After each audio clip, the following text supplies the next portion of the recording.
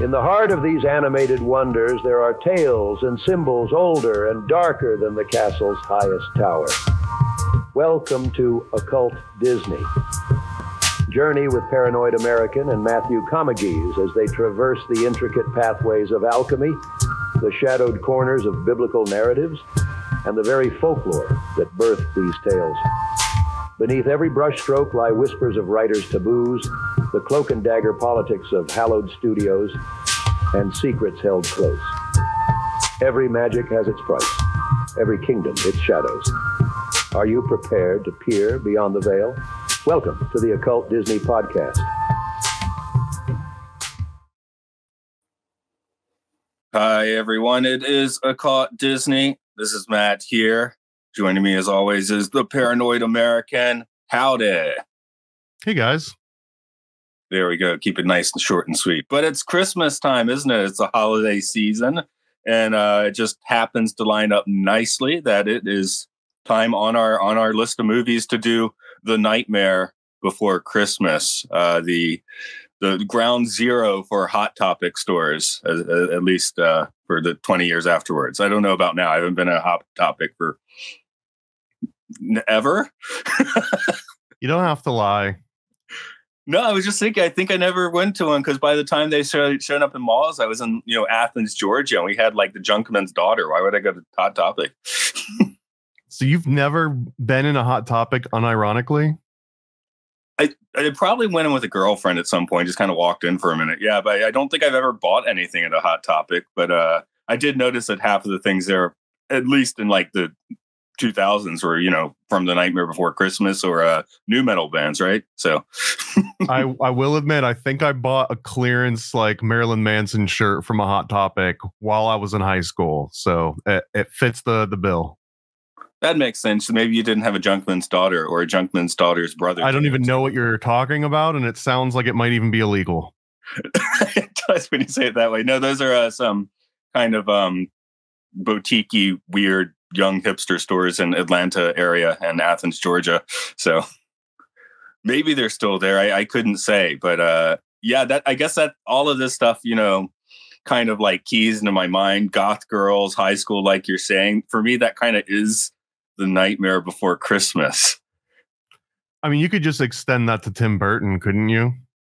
You could, but especially this one, like, Batman Returns or Ed Wood, the movies he was actually making when this was being made, don't have that great movies, but don't really have that same cachet, I don't know. I think Edward Scissorhands might have been one of those OG. He's kind of like a cooler version of the guy from The Cure, and I can't remember his name right off the top of my head. Robert Smith. Yeah, he's kind of like an even edgier, pun intended, version of Robert Smith in a way, but that became this new like love interest. Like, I love the dead guy. I love the homunculus because let's be honest, that's what Edward Scissorhand was. He was a homunculus. Yeah, that makes sense when you say it that way. I did say Ed Wood, by the way, which is a different flavor. No, I understand it. Yeah, Ed Wood didn't really get the same attention as the other ones, but it was also more of a sleeper. Like, you had to care a little bit about Ed Wood. It's also a really interesting one. I did. I saw it opening night. I'm just saying, I think it's funny that he made so many hardcore Ed movies. The other thing about The Nightmare Before Christmas is I saw it opening night. And I watched it last night. That was my second viewing. I haven't not seen it since October 29th, 1993. So, bro, this is a pretty consistent classic here, and we'll get into, I guess, one of my main theories here. I'll just blurt it out, whatever. But that Disney is, and this isn't like I'm not uncovering like these golden plates and deciphering them and claiming a new religion out of this.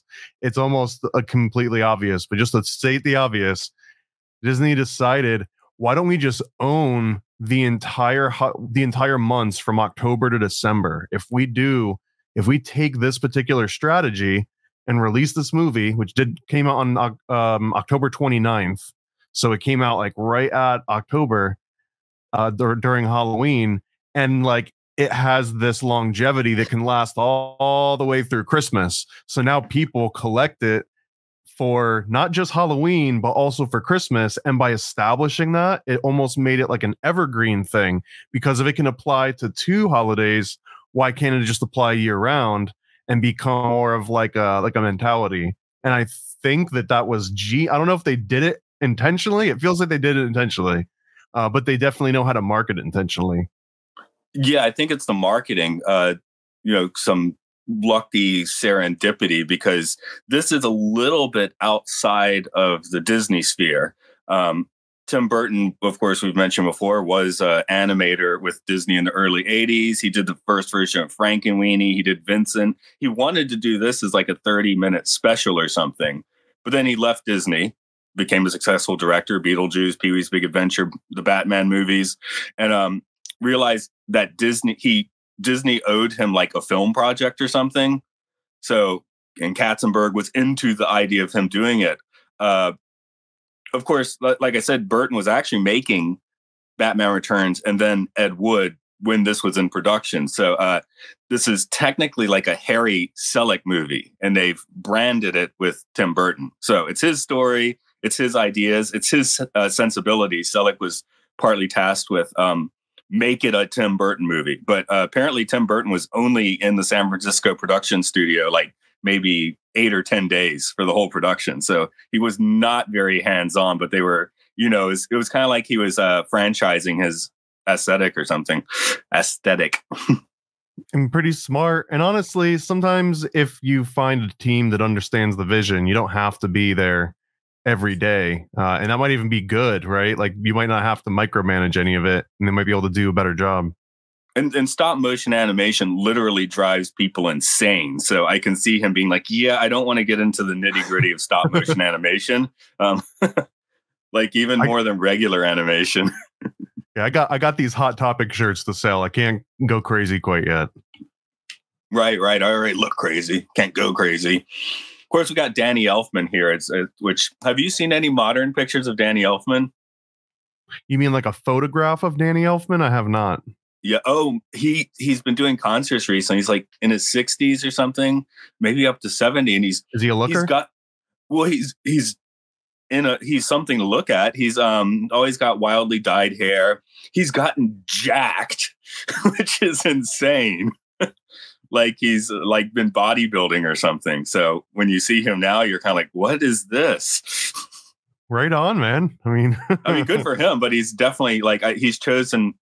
Especially in later years, he's chosen an even stronger visual vibe than a personal visual vibe than Tim Burton. He picked it up a little late in life, but it's never too long to peacock your way out. Well, he was weird from the start. He was in the started off in the band Oingo Boingo, which I was wondering if that's why it's Oogie Boogie in this movie. So, but who is legitimately creepy as a villain, in my opinion. Yeah, it looks a little bit like somewhere between the Ghostbusters symbol and when they tried to turn the Ghostbusters symbol into a CGI monster in the 2016 movie. Kind of made me think of that a little bit. This is cooler because it's got the texture and the bugs inside and stuff. So, and I think there's just something inherently scary about a burlap sack to a child. Like you're a kid, you see a burlap sack, you're like, something good's not coming out of this thing. That could be it.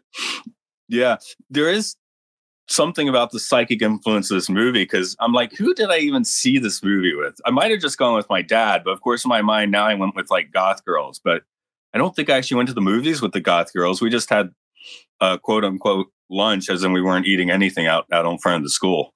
That's how dumb a kid I was. I was like, I don't want to be in a lunchroom. I'll just hang out in front of the school. And then girls started hanging out with me, and like I didn't put 2 and 2 together there, but that's my own problem as a teenager. Yeah, it clicks like 10 years later and you're like, oh, that's what was going on. Yeah. Oops. Oh, well. So I think this came out around the same time too, that I wasn't like, it was not cool to go to the movies with your parents at this point. Even though I don't agree with that now. I don't believe that now. At the time, I 100% believed it. It was like, if people even knew you lived in the same house as your parents, you might not be as cool as you really could be. Like, I live by myself. I've got my own apartment. Maybe not to that extreme, but I think because of that, I saw this thing on DVD when it came out, and like the background when I wasn't paying as much attention. But after I caught a glimpse of it, I did end up going and like renting it and just like watched it. And I thought it was cool. I mean, like you said, it was a complete departure from what Disney's been doing up until now. The closest I can even think of would be maybe Fantasia when they do the whole, Black God scene. I can't think of a lot of other like overly creepy, like completely focused on just creepiness for the entire movie situations in any other Disney movie. Yeah, this one was released under Touchstone, like Roger Rabbit, because they're like, oh, it's a little more adult, so we should not market it to kids. But they've embraced it though. Later, like they have fully embraced it at this point, as if it were rebranded. Yes, it's been rebranded as like a mainline Disney film. When I was looking at the Blu-ray here, I got the new CGI logo, which I wanted a Touchstone logo, so I was a little disappointed there. It's always fun to see the old Touchstone logo here and there, or even the weird synth themed white and blue logo from the 90s. I missed that one. So I leave the period appropriate logo on your movie, people. I don't think they're listening. No, they're not listening. Anyone that would actually hear that could do something about it isn't hearing it. The other fun thing is I had to rewatch the last 20 minutes of the movie actually just before doing this because, not because it was boring or something. It was short. I remember on opening night us being a little disappointed because it was so short. We were like, what, that was it? But last night I was like dozing off a little, so I had to rewrite it. But I kept writing notes while I was like falling asleep. So I'll read a few of those because I don't know what they mean. I said something looks like a scientific bong. I don't know what that means. The guy kind of does. The scientist does. That might be it. That might be it. Okay. Santa's OCD with all of his lists. Well, that's the list. Here's the one. They've got something for Peyton Reese's military organization. Like, what does that mean? Was this like an infomercial that came on in the middle of the night? You're like, I should look into that. I don't know, but that's the one that really blows my mind. But the point is, I was watching this like in a weird between state and writing strange things into my notes. So I was kind of excited about that, but I did have to rewatch the last 20 minutes of the movie this morning. So, well, since you went on a tangent, I'm going to cash in a tangent card really quick.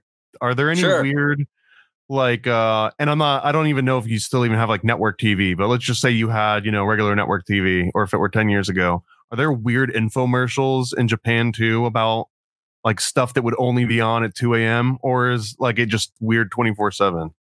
Oh, it's weird 24/7. 10 a.m. on a Sunday morning, you'll come on and there's a panel of TV talent. What is their talent? They're on TV panels. That's like all they do. And they're like all like oh, so good over like a an electric toothbrush or something. So it's not just 2 a.m. It's like, all day, every day. It sounds like pre-TikTok. Like you're just good at being excited and having facial expressions. It is.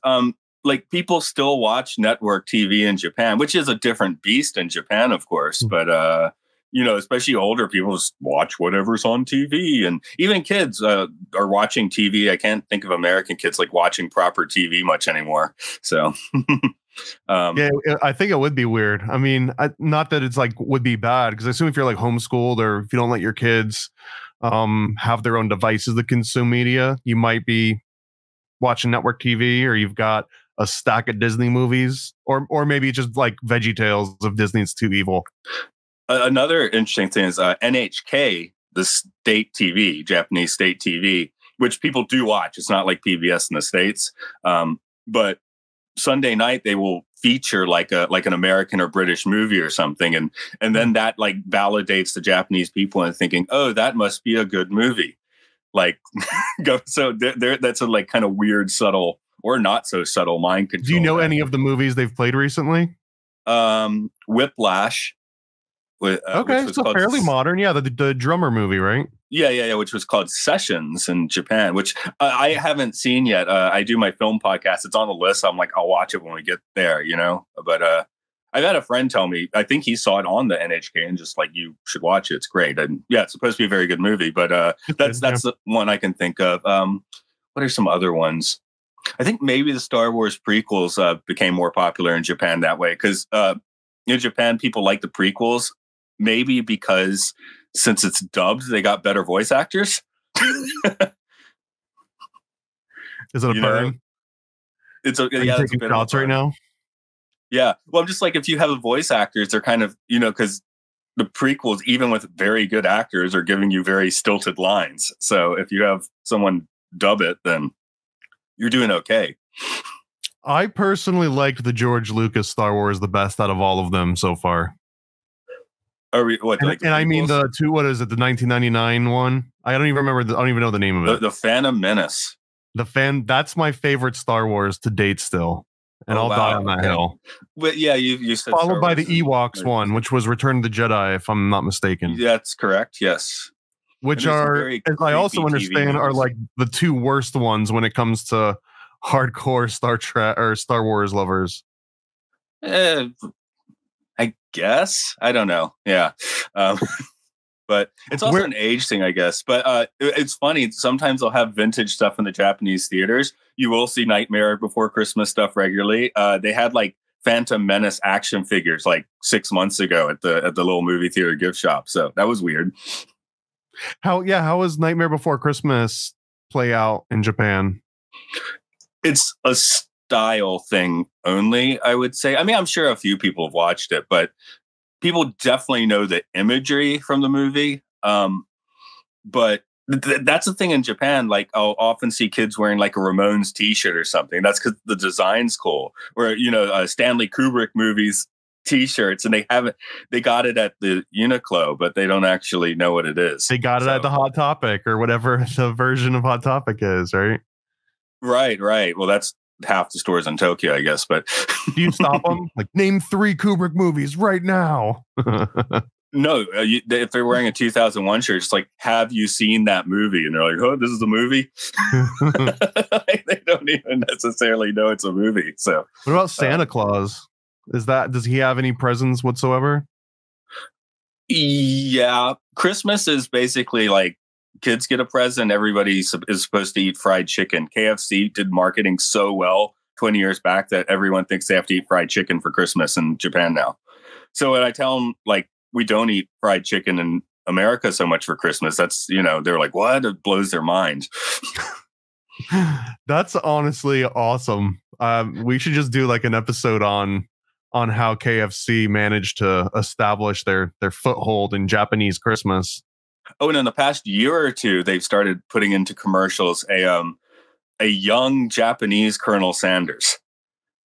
So he's in the Colonel Sanders suit. He's got the goatee, but he looks like he's about 30. He doesn't look that old, So I think he could do well, man. He could be big in Japan. He is big in Japan. They should market him in America just to really confuse people. Halloween here is interesting, actually, because Halloween only became a thing in the past 10 years. When I first started working in Japan, I'm working at English school. We'd have a Halloween party, and I had a hell of a time finding a costume because Halloween wasn't a thing here. It is now. Not so much like trick or treating, but Halloween parties. Kids are a little more into it. But what is Halloween music? I guess there's the Monster Mash, and there's This Is Halloween from this movie. So Halloween, October in Japan, you get just pelted over the brain the entire month with the song This Is Halloween. And then for Christmas, they hardcore Last Christmas. So in Japan, those are the ones you hear the most. This Is Halloween and Last Christmas. That's a great note because, when you say Halloween music, I think Monster Mash, which is what, like 60s? And yeah, they don't play that here. Not a lot since then. There's like the Dr. Demento one. I can't remember what that one was, but that was a little bit more obscure. And then there's this song. So again, Disney, they found a gap in the market and they're like, we can really, and I guess this will go into my Disney theory, but like they own nostalgia. They've invested in the ultimate Bitcoin, which is nostalgia. And it means it's like the ultimate brand loyalty, essentially. And this is just a way to like solidify you thinking of Disney 24/7, or when Halloween pops up, now there's a reason for you to think of Disney again and keep thinking of Disney all the way through Christmas. Although, it wasn't this viewing when I figured out that was the Nightmare Before Christmas song, but I've been hearing that song for the past 5 years, and I haven't seen this movie for a while. So for the first 2 years of that, I'm like, what is this song? That they're just pelting Disney. me over the head with. If someone told you it's a Disney song, how surprised would you have been? Yeah, there's a kind of this crazy like discount store, and it's not like a Walmart. It's almost like mixing a Hot Topic with a Walmart, if that makes any sense. Called a Don Quixote, where they just have like super cheap stuff. When my parents visited a few years ago, my mom really liked it. So when they visited this October, I took them there because then they needed some things. But yeah, my mom was going nuts because they were playing that song at top volume, and she was like, I can't think, get me out of here. So Disney was melting her brain, and she had to get out of there like just a few months ago. It's worldwide, man. The programming is worldwide. Yeah. That's at least like an amusing outcome of it. Well, not for her. I guess she was being driven nuts by the loud music and flashing lights in the discount store. Maybe so what was your all of us? What was your takeaway opinion on your second viewing ever? Aside from it putting you to sleep, apparently. Well, that's because I was watching it late at night, not because I was like bored or didn't like it. I'm like trying to stay awake. That's where I started writing like bizarre notes because I'm trying to stay awake and not quite managing it. And I woke up this morning. It's like, you know what? I didn't actually know what happened in the last 20 minutes of that. But that did let me watch the Oogie Boogie sequence in like kind of a dream state, I guess. So watching it this morning, I could make sense out. And last night, what was that? What happened, man? You know, that sort of thing. So there was like black lights. Whoa, what's going on? It was kind of like I watched the last 20, 30 minutes of it like on acid or something last night. So that's kind of cool. The sleepy version, but whatever. Homegrown. Maybe the DMT in my brain was just like pulsing a bit. I don't know. So that made it kind of cool. But yeah, I definitely, I guess now it has a reputation. So when we first saw it, it was like, wow, that animation is so cool. Not really understanding even what goes into stop motion like I do now. So now I'm just like sitting there like trying to figure out how they did half of this stuff. So that's kind of cool.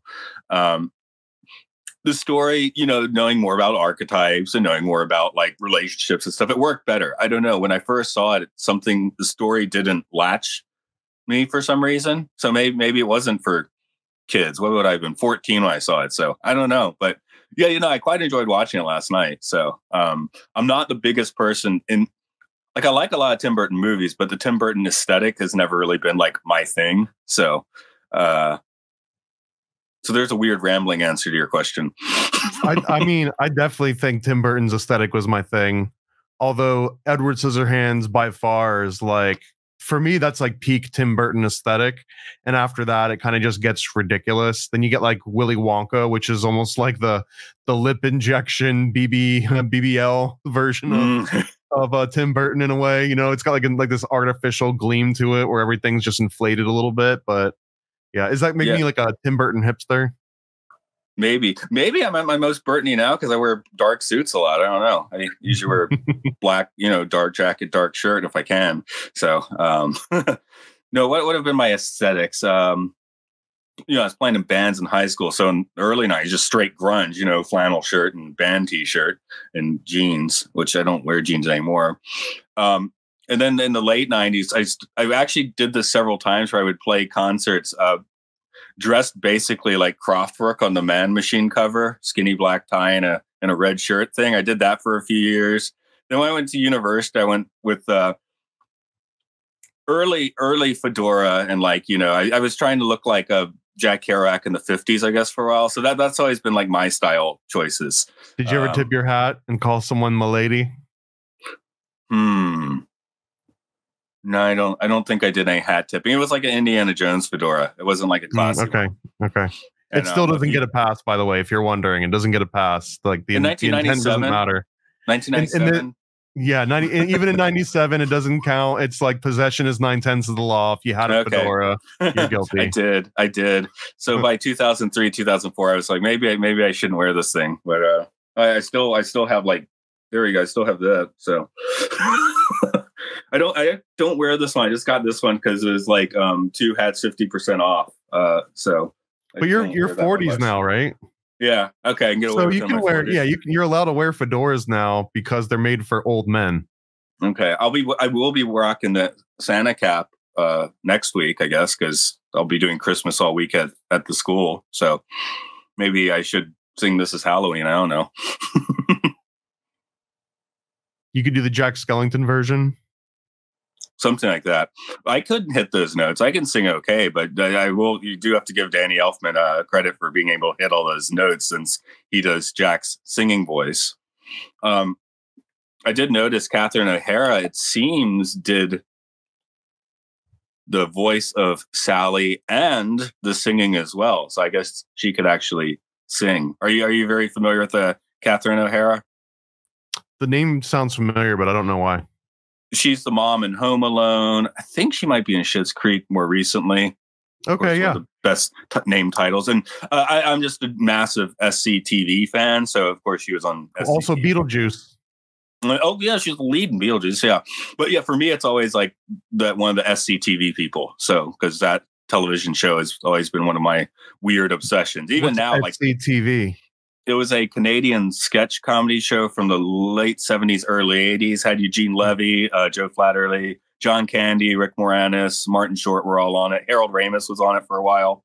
Okay. He was a head writer. Canadian Saturday Night Live or what? Yeah, but it's not like a stage or anything. It's set up to look like you're just watching this network. So it's like fake commercials, fake TV shows. And one of it takes a little while to get into it because there are almost no punchlines. Everything is played almost 100% straight. So it's just, you have to get in the vibe that they're subverting what you expect from television. So it's really funny, but there are no punchlines, and that's off-putting for a lot of people. But yeah, you can watch a bunch of it on YouTube. I would, if you go for the first couple seasons, it's like 30-minute episodes or something. Bob and Doug McKenzie, the Canadian beer swillers, come from that show. If you've ever seen the movie Strange Brew. Have you seen the movie Strange Brew? I know I have, but I can't even place what the hell it was about. Oh, that's about using beer to with chemicals to mind control people, so then they can be triggered by basically a moog. We were talking about moogs earlier. So you'll see all the employees of the brewery, someone's in there like, and they go run and put in these like stormtrooper hockey suits, and they like force them to play hockey or something. on the top of a gas station. No, in a hockey rink in the brewery. They have a hockey rink in the brewery. So as you do. That's right. But yeah, actually, I would highly recommend having a look at least at the wiki for Strange Brew, because that does have some interesting, mind control, MK Ultra vibe stuff in it. So, what do you think this movie is trying to get across on more subtle levels? We can't, like you said, Disney aced the marketing as hard as they could, but the construction of the movie is from different sources. Apparently Disney did not meddle that much in this one. This is, Burton's orders and Selleck making it and his team making it for the most part. So I was wondering how much of this is autobiographical for Tim Burton. Because to me, it almost seems like Jack is living in this scientific world, and it's basically atheism. He's living inside atheism, where the world is dead, there's no life anywhere, and everyone's obsessed with the scientific method and everything like having to equal something. And even Jack, when he first discovers Christmas, he goes back and he's trying to like make potions, and he's writing out math equations, and he's trying to figure out like what's the logic and what's the math and what's the science behind all of this. And there's a lot of references to science in general.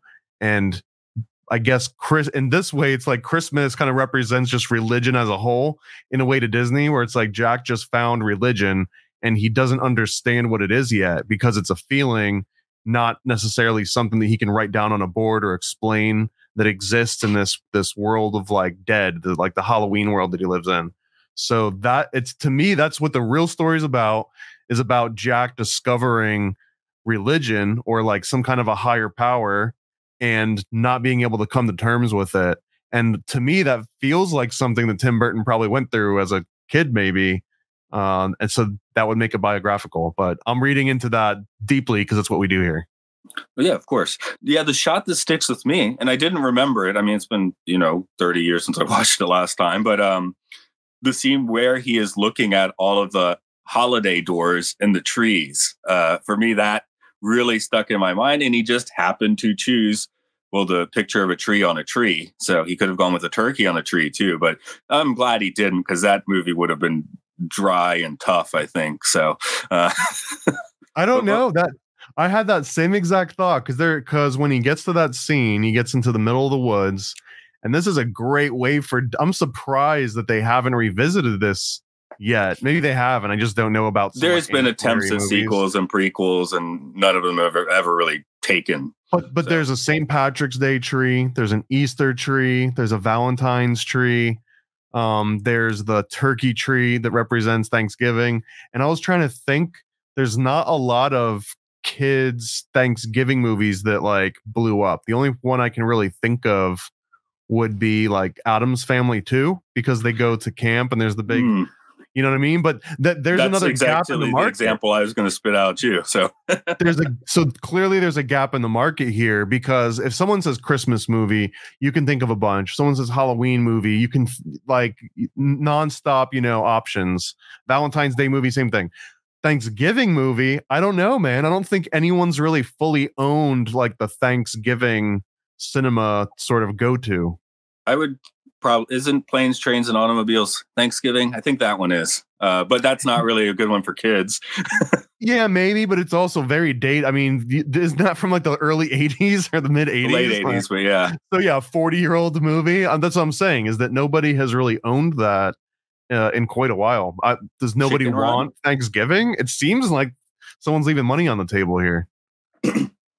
I don't. Well, you know what? I've lived in a world with no Thanksgiving now for quite a long time, and that's fine with me. I know. Yeah, Thanksgiving. The only thing I was excited about was going to see a movie at night, because Thanksgiving it's like it's going to be everything's closed. We're eating food. I don't really like that much. But there's no Thanksgiving movies. People want to watch football, but there's movies opening on Thanksgiving. You go see the new James Bond. Right, but I don't know. Maybe this is I'm just following a thread too deep, but I feel like there could be an awesome Thanksgiving movie out there. Oh, there could be, yeah. So that is a mountain to climb. I'm sitting here thinking, man, could I make that entertaining? I don't know. It would have to be like a horror. For me, it would have to be a horror movie.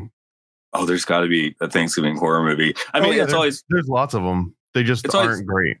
I always love it when people take like a somewhat obscure holiday and make a joke. When there's from about 10 years ago, featuring Tim Allen as a trailer for Arbor Day, where dad's too busy and stuff for his son, and then he gets turned into a tree. Like a Rob Schneider movie. Well, it's the trailer has Tim Allen actually, so yeah. it's worth. I think it's on his YouTube page. You couldn't watch it. Arbor Day. I do think this is genius though, because Disney could at any point go back and do a Jack Skellington Easter movie or a Jack Skellington Thanksgiving movie. I would vote. I mean, for taking votes, I would vote Jack Skellington Thanksgiving movie. But because now you could span Jack Skellington and apply him to even more holidays. I was gonna say Jack gets the Haunted Mansion from October to December, pretty much every year now, I believe. I'm not sure if that's true in all parks. It's definitely true in the Tokyo one. So, and I kind of assume that the American ones do that too. How much weight can Jack carry? Do you think Jack could carry another holiday on his back, or do you think that he's kind of loaded up with Halloween and Christmas pretty well? Well, he just dabbled in Christmas. He could do New Year, I guess. He'd have another old man and a baby to contend with. So that would be like a sequel edition. Oh, it's not just old man time, but it's the baby New Year as well. So he's got two critters to deal with. The Easter Bunny, they kind of like dispatched the Easter Bunny really quick in this movie, I guess. So 4th of July, Uncle Sam, another old man. I guess we just need to pair Jack Skellington with old white men with white beards. Or again, since they dispose of the Easter Bunny pretty quick, the world of Jack Skellington could also, if it's not this relationship between atheism and religion, it could be like the non-psychedelic experience versus the psychedelic, because I still firmly believe, no one has pushed me off, that Santa is a mushroom, that Easter Bunny is a mushroom, the Easter eggs are mushrooms. I really do believe this. The Holy Grail is a freaking mushroom. So here's Jack Skellington in a world of black and white monotony. Everything's the same all the time. And then he gets this glimpse of a completely different world filled with color. And he goes through all of the symbolism of Santa as a shaman, right? They talk about the socks being hung up, and he notes that they don't have feet in them. And sometimes they've got like little goodies. He notices like the whole tree, the presents, like he brings back all the symbolism that is specific to mushrooms and Santa being a shaman, essentially. The Amanita muscaria, I believe, like in particular. So I feel like that could be another really thing that overlays on top of this movie, is that Jack got his first like big hit of something, and he doesn't know how to explain it, which is, the biggest problem when someone has their first spiritual or other dimensional thing. Like, you don't necessarily know how to write it down or explain it to another person. So what does he do? He goes out and he brings mushrooms back for everyone. In this case, he brings Santa back for everybody to take, partake in it. So Oogie Boogie ate too many mushrooms. Is that what we're getting at? He's driven himself insane. He didn't stay on the middle path well enough. Maybe because they bring the kids bring Santa to Oogie Boogie first, right? So he was gonna like try and take a heroic dose, but he wasn't prepared for it. He was no McKenna. Okay. No, he was no McKenna, my friend. Yeah. And I got a quick question just before I forget it. Is this a Halloween movie or a Christmas movie? Oh, that's always been the thing here. It's like you said, it's both. You get to own both holidays. Right, but if you had to pin it to one, what is it? Well, it is the calendar that we've been doing these movies on, but I'm clearly pinning it as a Christmas movie this year. So I agree. I think this is more Christmas than Halloween. But if we had started this podcast 2 months earlier, then for us it would have been a Halloween movie. But that's just because of scheduling. So I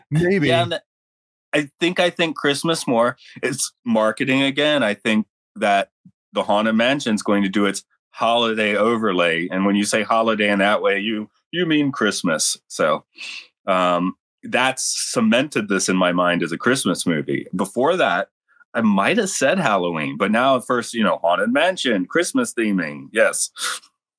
I think that once you've got a Santa hat in a movie, it's a Christmas movie more than anything else. Oh, yeah, it's always fun. I mean, there's always Die Hard's my favorite Christmas movie. Iron Man 3 is a Christmas movie. That's the interesting thing about Shane Black, the guy who directed that. All of his movies are secretly Christmas movies. I guess he just was really into Christmas. I think it's genius. Christmas movie.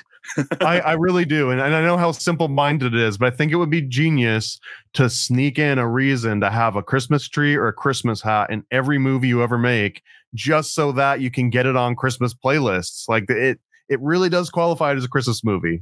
As far as I'm concerned, if you're checking with me, it counts. In 2023, I'm going to put a hard yes on this being a Christmas movie. But if you did want to watch it Halloween, I can get that too. Some people probably do both. So, and Jack also in this movie at the very beginning, because I'm rewatching this for the first time, caring about what's happening instead of just the visual eye candy. And I noticed right away that he is the Wicker Man. He's the Burning Man at the very beginning of their Halloween ritual. So he's literally covered in, bales of hay or wheat or grass, and they burn him like he's on fire and he's dancing around. And this is the big night. Like this is them expelling all of their cares. He's the cremation of care ritual, essentially, just with a pumpkin on his head instead of anything else. And the rest, as soon as that ends, the rest of the town, all they care about is planning for the next Halloween, like for the next 364 days. That's all they care about. So to me, this is a very real imagery of Jack being the Wicker Man, the Burning Man, that whole pagan concept of, burning your cares away in this symbolic magic way, which is kind of weird because the rest of everything that they really discuss feels like it's very scientific and everyone's trying to prove things, and everyone's trying to figure out like the logic and the ration. And that's what sets Jack apart and Sally, because Jack's the only one that has a feeling about something. And then Sally, she has a vision and she has the same feeling. And no one else seems to have that kind of insight, like any sort of empathy. So a lot of the techies would have been, teenagers or even younger or a little older. And do you think this is a seed? Because this sets a lot of kind of style choices, especially in the 90s. 10 or so years later, the tech folks start going out into the desert for Burning Man. Maybe trying to have this kind of a bacchanal. I don't know. I think the Burning Man is a bigger influence than anything else that's been adapted to it. So like, yeah. And when I say Burning Man, I mean the original Burning Man, not the one that's out in the desert, but like that original Wicker Man concept. Even I'm getting that. I was going to say, Christopher Lee would have loved this guy, because I want to make sure we're tying that into the 1973 Wicker Man. 100%. Yeah, I mean, yeah, you might as well just say Christopher Lee Burning Man is the same exact movie as Nightmare Before Christmas. There's not a single frame difference between the two. Although it is interesting, not a single frame. They got the constable, and that is driven to terror, whereas in the Nightmare Before Christmas, it's Santa that's driven to terror. The constable's going into the situation, not knowing what it is, but walking willingly into the situation for reasons that he doesn't know. Santa is being kidnapped here. So that's kind of a different thing. The level of terror is a little different, because it's Wicker Man, the movie, I'm specifically saying the good one, is What Have I Done? I walked into this. Where Santa just gets to be creeped out by Halloween World and, like accosted by Oogie Boogie. Yeah, although he's not the one that gets sacrificed. He does get kidnapped, but it's for a slightly different reason than Wicker Man, because in this concept, it's Jack Skellington that burns and represents that Wicker Man. But if you think about it, his original plan is, I'm going to bring Santa here, and then I'm going to go and become Santa. We're going to swap places. So if Jack Skellington is used to being the Wicker Man every year and he's tired of it, he goes out and he turns Santa into the Wicker Man in this case. So yeah, Santa didn't necessarily ask for it, but he's now in the exact same place as the Wicker Man would be. And in theory, if Santa performed Jack Skellington's role, he would be set on fire. So if Santa had been down with the plan, could you accept a holly jolly Halloween?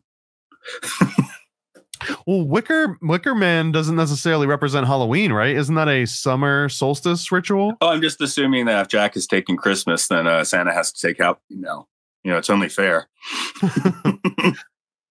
I mean, if it just means more presents for everyone, maybe. Well, you get presents like Jack's giving the kids, I guess. I don't know. I definitely, another favorite shot is the kid just nonchalantly holding the shrunken head. That's fantastic, because all the other kids are being attacked by their creepy presents or flipping out at their creepy present. That's just like, and it looks so much like the shrunken head in the Beetlejuice movie again. Yeah, maybe they just borrowed it from there. It's like it's the Tim Burton version of a hidden Mickey, as he just sneaks a shrunken head into all of his movies. Well, I do the podcast where I look through all the Twilight Zone episodes, and the sci-fi, the space ones in particular. It's just funny because like half the props in all of those episodes are from Forbidden Planet. So, they literally just went into the closet and got these Forbidden Planet props and used them. So could be like that, or we'll get to in the Pixar's, where every Pixar movie has something in it to suggest the next Pixar movie. Like you'll see a Lotso bear on the wall somewhere in Up, I think, that sort of thing. Yeah, when we speculated that might have started with the Brave Little Toaster, and that the lamp might be the lamp in the Pixar logo. Yes. So we'll get back to that line soon enough, I imagine. Did we hit your notes directly? I know we always. Yeah, I've got one last note, and this kind of backs up the theory that it might be about atheism and finding religion, or maybe some kind of a spiritual experience of some kind. But Santa, as Jack as they first kind of interact, and he says, "Haven't you heard of heaven on earth and goodwill towards men?" and then Jack just nonchalantly just like, nope, and then he just keeps going right along. Or no, sorry, this wasn't Jack. That was Lock, Stock, and yeah, the Boogie Boys. Yeah. So and Lock, the Shock. Boogie Boys also representing this like scientific method way of thinking. Like there's no room for spiritualism, right? It's all logic. And that's when he's like, no, wait, I don't fit in there. And they're like, you fit through a chimney, so you'll fit through here. And I thought that was another really good way of just showing like there's scientific way of rationale, right? They've logically thought out, oh, this property applies to you in this way, so it should apply to you in this way. So again, like they're very scientifically minded, and it keeps coming up. The mad scientist, even Jack mentions the word science a few times and how he's like thinking about the world. So all that is making a really strong case. And then the Dr. Seussy land. I was going to mention, because when he goes to Christmas Town, it is like the psychedelic trip. It's very Whoville, that kind of thing. The real world is made to look pretty much in between and somewhat bland. It's kind of like intentionally bland in this movie. Like the houses are very suburban, which, Tim Burton loves to do. Again, look at Edward Scissorhands again. So he's going to this. Is he trying to bring magic to a very unmagical place? He's been bringing dark magic, which, if you wanted to get weird and fire and brimstone religion, you could also say that's science if you wanted. Science is dark magic. And he's opposed to the brightness. But then he's trying to bring whatever to our real world, made somewhat bland in this movie. The animation's great. I'm just talking design. Right. And you can even see when it goes between the different worlds that when he's in like Christmas Town, it's colorful, it's saturated, it's what you probably would expect like a Disney movie to look like in a lot of ways. And then when he goes back to his town, it's very much more like sepia toned, it's cooler colors. Like obviously there's color treatment for the obvious reasons, but they like crank it over a little bit. And then once they go to the suburban town in the regular world, it's got more than just a neutral effect. They almost like suck some of the saturation out to make it seem a little bit more lifeless than either Jack Skellington's world or the Christmas world. Yeah, when they're trying to shoot down his coffin, the shots of the the artillery is just very like, it looks like, World War II stock footage sort of stuff. Yeah, I mean, maybe there's a story here where Tim Burton is talking about the weaponization of Christmas in a way, because there's also, the fact that Santa's normally coming here, and he kind of paints Santa being like an idiot and everyone in Christmas Town being idiots, and that everyone that lives with Jack Skellington, like they're kind of more advanced, they're smarter. Again, they're like the scientific mad scientists. Yeah, but insane. Don't fit in. But insane. But wouldn't you rather be smart and well, I don't know. Maybe it's a good question. Smart and insane, or dumb and happy? Yeah, well, I guess we get to a bit to Sally and her creator, because Sally is our shrinking violet who is literally stitched together, able to separate her parts and those parts can remain like sentient in some way. Brave Little Toaster we talked about. We'll talk a little more in Tori's story, but I thought it was interesting. I had to think about that here a little bit too. Daddy splits his brain with his new creation, nice and ghoulish for the animation. But when you think about it, it's like, okay, that's kind of a wild trip. Is this AI? Is that him uploading? And does that mean that the scientist is catfishing Jack Skellington? Like, is there even really a Sally? Yeah. I mean, but in the case of his new creation, he literally pulls out half of his brain and puts in a new one, where you don't get the impression he did that with Sally. Although Sally kind of a homunculus as well, being created. Well, absolutely, she is. Yeah. And how many of these creations are? Is Lock and Shock the same thing? Where did the Doctor come from? I mean, I'm getting a little chicken and the egg here, I guess, but how many of these are actual beings and how many of them are like magical or scientific creations? So I would argue that Sally is something different, like if not a homunculus, something more magical, because it directly violates the Rene Descartes' whole theory of where the soul sits, the whole like soul's in your pineal gland.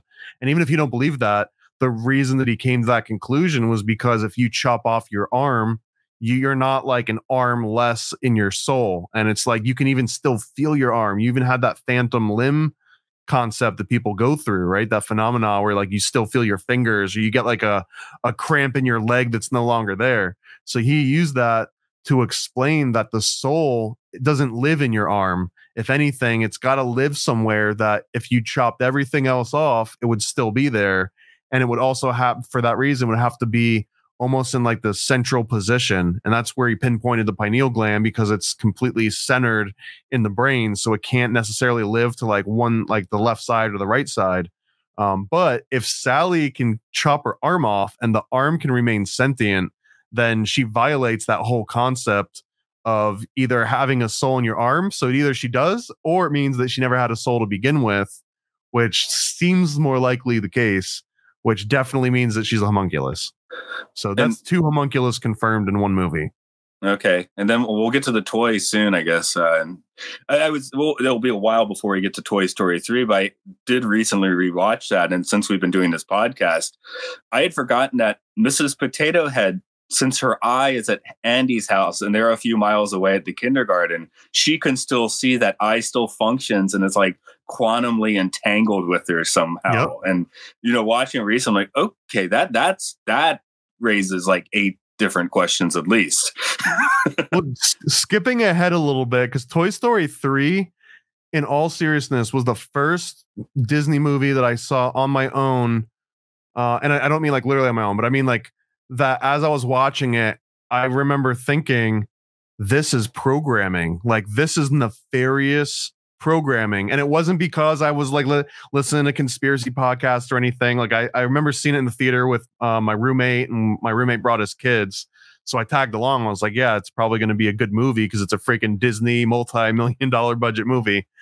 But there's this scene, and the whole premise of the movie is that like they're trying to save the toys from either being given away or being like ground up. Very Brave Little Toastery, right? Like it's almost the same beat for beat in a certain scene. You know what I'm talking about? It's like a big grinder and there's like fire. Yeah. It's an incinerator. I think we brought it up a bit in Brave Little Toaster.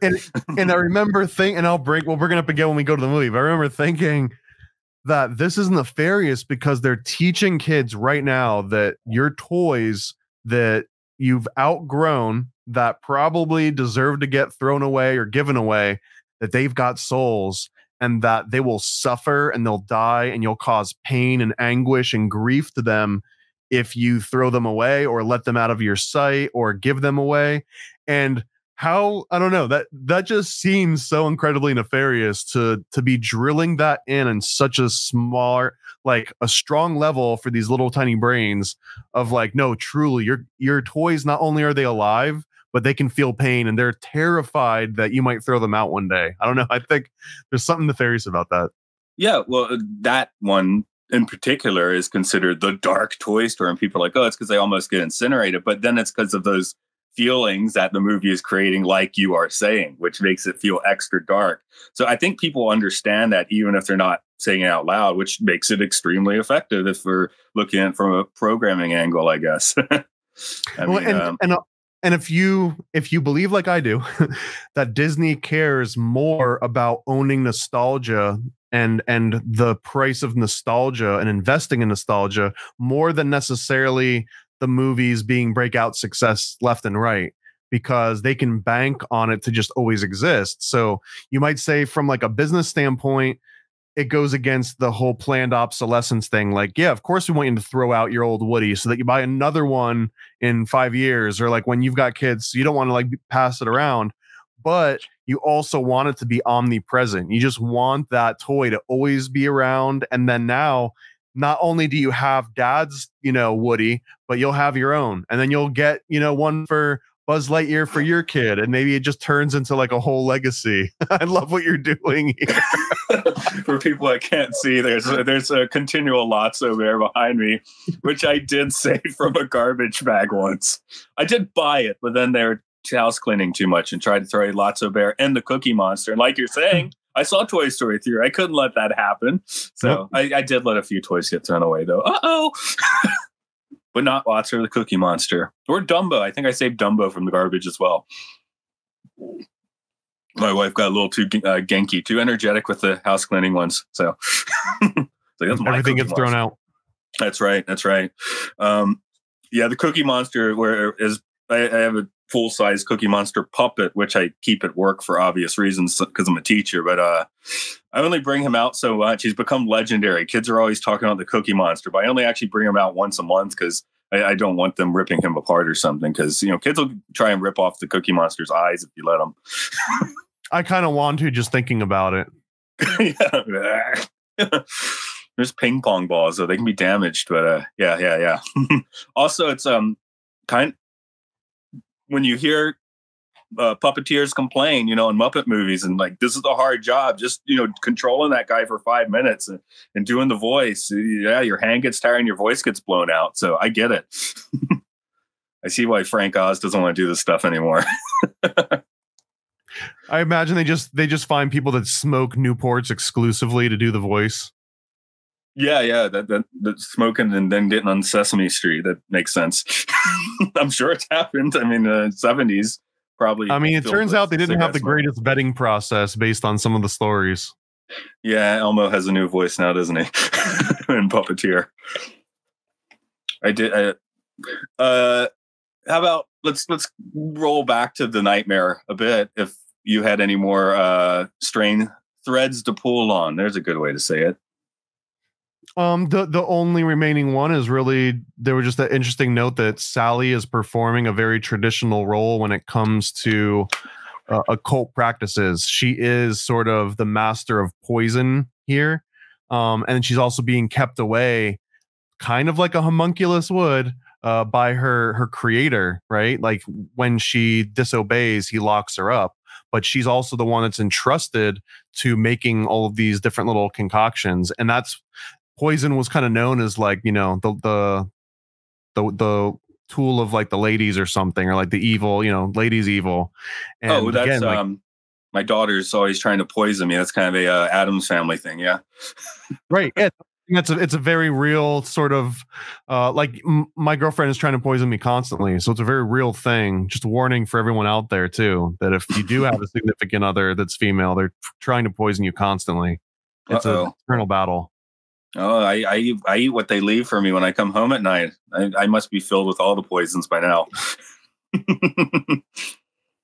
Dinner's always a surprise. Actually, it's not a surprise some nights. I just leave curry half of the week, which is fine because I like curry.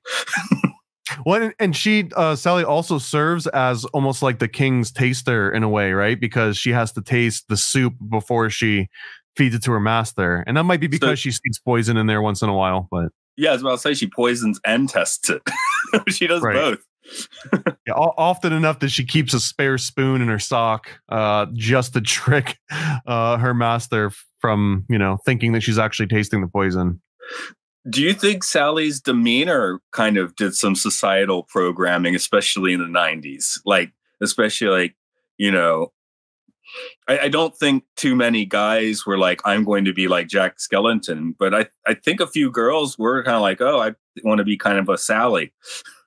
I don't think there's any guy out there that's like, well, there probably are. Let me take that back. There's a bunch of weirdos out there. But like, yes, Sally is just a completely vacant doll, like a complete homunculus, no soul in a lot of ways. At least for me. I don't know. Maybe there's a lot of Sally simps out there. But yeah, she kind of gives off that Disney Project Monarch mind control vibe in a way, doesn't she? Yeah, but then she does take a little more agency, I think. I mean, she actually goes about trying to fix things and save Santa. So she ends up maybe, but she's a homunculus. How much agency does a homunculus have? Well, that's my point. She goes out to do this little mission. She's got a pretty good plan that works 80% of the way until, they're recaptured and almost, dumped into a lava pit. But that takes some proactiveness, I guess, that you would not expect from a homunculus, to be sure. And I don't know of many female homunculi either. So Do they have a sex? They do, yeah, because homunculus means little man. Oh, okay. Oh, yeah. And it's a fractal version of a man. So from what my understanding is that every homunculus has always been thought of as a man, and that there's not really like a female equivalent. Well, maybe that's what we get with this movie then. So that's kind of exciting. Well, yeah, Sally is one of the first female homunculi. Yeah, but it's a different creation. You got to stitch her together. I mean, I guess you stitch the animal when you're making them. Okay, yeah, sure. That totally counts. Haven't made my own yet. I know you have your own make it yourself kits too now. Yeah, I mean, here's some of the magic powder that it comes with. I swear it's legal, but it clearly says do not inhale the dust or powder. And and if you do, you need to call like 4 or 5 different organizations. But yeah, that'll be coming out soon. So we're having a whole homunculus growers kit for people like you that don't know what the hell you're doing. You can now rely on the experts to kind of have like a little think of it as like a frozen meal, right? Like a TV dinner version of a homunculus. You want to go through and find your own cow uterus and have to like find the dung of some exotic animal that you have to dig up on a full moon. Like no one's got time for that in these busy days. So we've gone through all of that extra effort and put together the perfect kits guaranteed to grow a homunculus. And we'll come out with that soon. I don't know when we're going to drop it, but it'll be sometime in the first half of next year. And no, I'm not kidding. It sounds like a joke, but no, I'm not kidding. No, he's not kidding.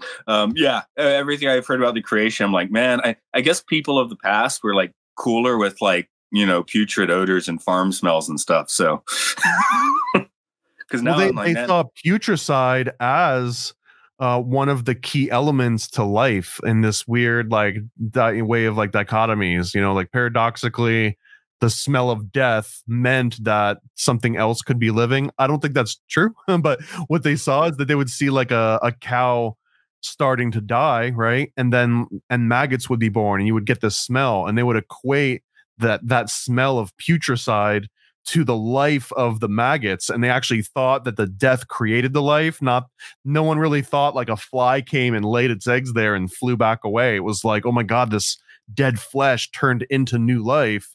So that was some of the premise of all this. Yeah, I guess that's where you got to put a little more scientific method. Watch it for a while, see what happens first. But that's poke it with a stick. It's the original scientific process. Poke it with a stick, see what happens. I think that's often still a scientific process. They just charge a lot more for the stick now. Yeah. Did you have any final thoughts on this one? Or maybe lots of thoughts. I don't know where you are. It's legitimately a great movie. I think that it's weird that it's a Touchstone movie, so it has like a little asterisk, like, yeah, it's a Disney movie, asterisk, the same way that Roger Rabbit is. But at this point, it made enough money that Disney fully graduated it into being like a normal Disney canon thing. Maybe Roger Rabbit just never made enough money for them to like fully embrace it evergreen. And I didn't realize, probably because I haven't been in the States for years, but since 2010, they've been re-releasing this thing in 3D, and I guess using this as sort of a vehicle to try and up the technology every year. Mm-hmm. Like, if you go a few years later, it's supposed to be a better 3D experience. They've just done the 30th anniversary, and I'm just going by what the wiki's saying here, but it's like, yeah, this is kind of causing a resurgence in 3D, which I don't know, doesn't excite me that much because we've been through so many of those resurgences at this point, right? Like, yeah, we're on like the 4th or 5th one of my lifetime, at least. But one of the reasons there is no sequel is I think around 2002, Disney was like, we should make a sequel. Burton was like, sure, CGI, no. Yeah. So it would have sort of thing. And by the way, Frankenweenie that you mentioned is awesome. One of my favorite, like there's a cartoon version, but also a claymation, right? Or am I making that up? I have it on Blu-ray right over here. I got it for $1 in the Blu-ray Apocalypse. Have not watched it yet. It is the 2012 one. It is phenomenal. Seriously, yeah. It is. I knew I needed to watch it. Yeah, I definitely bought it, but I bought like 80 movies from the Blu-ray Apocalypse. So and then we're getting to that one anyway. So that's kind of like, that's the thing with doing podcasts like this. It's like, oh, I should really see that movie. Well, I'm going to see it in 2.5 years. Yeah. I have to. Okay, we'll leave it for that. like I said with Whiplash, like, I'll see it in like 2 years from now for sure. And Parasite, I'll finally watch Parasite like 2 years from now. But hey, that's a nice way to pace yourself, right? You don't want to do everything at once. That's one of the problems with modern pop media culture. It's like, here's 87 television shows you're supposed to watch so you can watch this one movie. It's like, no. We're throwing shots at Marvel right now, which is also Disney. Or Star Wars, which is also Disney. Yeah. I guess I'm throwing shots at Disney. Or Netflix. I mean, I don't know if I was talking to you. I've definitely said on podcasts where I really like the new Fincher film, The Killer, and it's barely gotten a release because it's like a Netflix thing. People are like, oh, that's not a real movie. It's like, no, it's a real movie. It's good. I don't think that at all. I know I'm in a niche here, especially within like movie aficionados and cinemaphiles, but I hated the movie theater. I never like going to the movie theater. I like having a huge sound system where like the bass is as big as my house or like bigger than one of the rooms in my house. And I liked the huge screen. And I like the smell of the popcorn, but I'm a misanthrope and I don't like to be around other people. And I don't like not being able to pause it or go and just like make a stinky Lindbergh and sardine, I don't really do that, but in concept, right? Like go and do your own thing and like watch the movie in your own way. And I know that there's probably also directors and people that work on movies that are like cringing that it's like, no, you're supposed to sit in this little tiny box and stare at a screen for 2.5 hours and not move and no bathroom breaks and no making noise. But that's not how I've ever liked watching movies. I get a win in Japan because they like to see movies during the day. So the late show, which is usually like 8 or 9, is cheaper. And I'll go and I've had private screenings of movies basically. And maybe there's like 5 people in there. It doesn't sound sustainable, man. Well, everyone comes in the afternoon. So it's like going to a matinee, except it's nighttime. So anyway, I will give a plus up to the Killer, which I did not watch in the movie theater. I did watch that, on my computer, but that's a good one. So it seems to have mixed reviews, and I'm on team positive for that one. But and then I'm on team positive for Nightmare Before Christmas. I'll admit, 30 years ago, I was slightly underwhelmed. But it helps to have, I think, more experience than a 14-year-old for this movie. I don't want that smoke from the Hot Topic crowd. So I love this movie. I've always loved this movie. I will forever love this movie. Nightmare Before Christmas, till the day I die. Go after Matt. Yeah. I'm assuming there's like a Taylor Swift. There's like a Swiftie movement behind Nightmare Before Christmas that you don't want to upset. Yeah, probably. Anyway, I just watched it for the first time in 30 years and quite enjoyed it. I kind of thought I would like it when I saw it again. I just hadn't, gotten around to it. So it's good. Not every song is an earworm. Some of the songs are like, it's like, this didn't need to be a song. You could just be talking at this point. This is Halloween playing for a month every year in Japan is enough of an earworm. I don't need more than that. Just the last note I'll throw out is they were worried about Oogie Boogie coming across as racist. And I think actually let's see what it says here. They're basically like, don't worry about it. I need to look at this specifically, I think, to get it right. Concerts, video games. Man, there's so much stuff on this. Okay, possible sequel. Here we go. Okay, Danny Elfman was worried that Oogie Boogie would be considered racist by the NAACP. The screenwriter thought so. Burton said she was being oversensitive. They got an African-American singer to do it. They actually did get called out a little bit. It didn't kill the movie, but there was a bit of an issue for Oogie Boogie apparently being racist. I guess because it's all the voodoo-y stuff. He's like rapping a little bit. I don't really know what it was, to be honest. It was like the Minnie the Moocher, Betty Boop cartoons. I think that was part of the explanation. I got that, and it's not because I felt that way, but it was like, oh, this is I felt very much like this was out of place because a 2023 Disney movie might have done it slightly differently. But I was just like, coming hot off the heels of some of the previous movies, like the person with soul that sings jazz is always black, and in this case, people it's pretty like the unhappy about baddie. Soul. I've heard lots of people are. I haven't seen Soul, but I've heard several people have issues with that one. Well, like it's racist. It's about a black guy. who I don't know what the was it the he dies, and I don't know. I haven't seen the movie, so I was just hearing someone complaining about last week. I guess it's all is where I'm coming from, but forgot what the specific description was. What was that last? Oh, I was just gonna say, have you seen those Betty Boop cartoons from the early 30s? Yeah. With God, those are so. I mean, those are racist, but they're also like. They're not. Well, they all were because the one that you're talking about, like the Max Fleischer early ones that had the Cab Calloway and stuff. If you look at Disney cartoons at the exact same time, guess what? They had the Mammies and they had the like the guineas that were cooking everybody in like the big vat. Like everyone was doing that. Bugs Bunny cartoons were doing the same thing. Yeah, man, I remember growing up watching the reruns, and it was like, they were all doing the Mickey Rooney routine. Every single cartoon was doing like the slanted eyes and the chopsticks as teeth. But there you get footage of Cab Calloway and Louis Armstrong actually performing in the early 30s, which is amazing. And it's really good rotoscope too, is where you draw over each frame of something. It's one of the best examples of roto. And in fact, I believe that in particular scene, the Cab Calloway and the Betty Boop, that one is what inspired Cuphead, or one of the many ones that inspired Cuphead.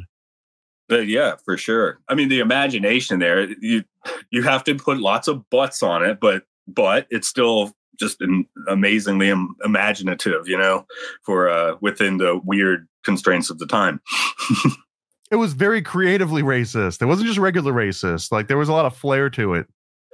I guess that's why Oogie Boogie kind of, you can draw a line to it, because it does have a little. It's like if those earlier cartoons didn't exist, I don't think anyone would ever have that feeling. It's like the earlier media informed the later media. When do you think Disney's going to remake Birth of a Nation in CGI? It'll be a plus on streaming, and no one will see it. Sounds more like a Daily Wire sort of thing, where they're like, Disney wouldn't do this, but we will. It actually came out a year ago. You just don't know about it. It came out in 2021. Yeah. This is random, but just to wrap it up, have you seen the Atlas Shrugged movies? Have I even read the book? No, I haven't, but that's another fever dream in itself. I'm sure. Fever dream of movies. Those seem like books you can't easily adapt, and they were made. That was like 10 years ago, isn't it? It was a while ago. Maybe more than 10 years. Yeah, the first one was done with a very high budget, and it didn't do very well. And then the second one, they like really had to finish the story.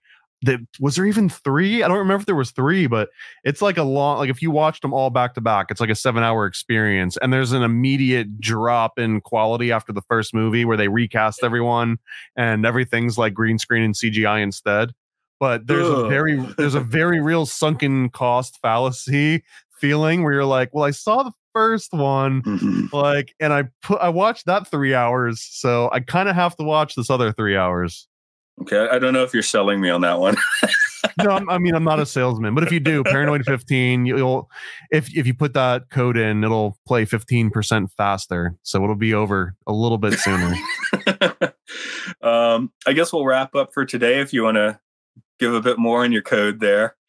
Yeah, chaostwins.com, still the big thing. The campaign ended. It's fully funded. It's shipping in January, but even if you're listening to this now or in the future, even if this is like in the year 2030, you should be able to still go to chaostwins.com and grab a copy. And hopefully if it is 2030, you'll grab all 6, plus the movie, plus the Neuralink branded Chaos Twins that you plug in through your eye. All right. As for me, I do a lot of media podcast on Patreon. We're Podcastius. I'll try and micro machine it. There's a Twilight Zone Time Enough podcast. There's really good movies, really bad movies on films and filth. This is K of podcasting. This one's Occult Disney. We talk about Space 1999 on Podcast 1999. And some of my friends do video game stuff. There's Luke Loves Pokemon, Hyrule Field Report about Zelda games, and the Game Show where gamers game each other about the games. Okay, there we go. I'm trying to make it so if people really want to hit the plus 30, it like times out right, when reminder.